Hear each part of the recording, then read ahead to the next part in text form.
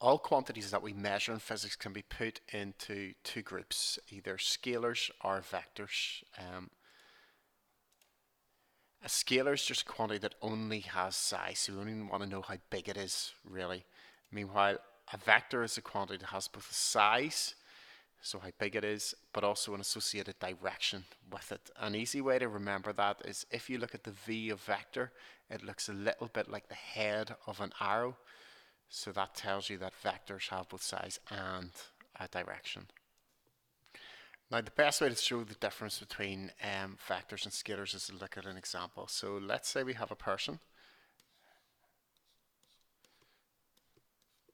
who walks a distance of 3 meters to the right and then walks 1 meter back this way. Distance is a scalar, so distance doesn't care about the direction that the person's going, it just wants a size of how big it is. So in this case, distance is how far an object moves.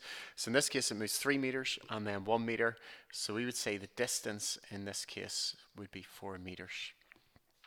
The vector version of distance, however, is displacement, and displacement does care about direction. So if we were looking at these as displacements and we took to the right to be positive, that would be plus 3 meters, but when the person walks backwards to the left, it would be minus 1 meter. So the overall displacement, we use the letter S for displacement, would just be 3 plus 3 minus 1, which is 2 meters. Now we can look at some usual quantities that we come across in physics and see whether they're vectors or scalars. Usually if you can put the word up, down, left, right, backwards, forwards after them, it usually means that they are vectors. But let's look at these examples. So first one is temperature, and temperature is a scalar. I know people do talk about temperature increasing by saying the temperature goes up, but by that we don't actually mean that it gets closer to the clouds or anything like that. We can't say the temperature goes to the right, so therefore it is a scalar.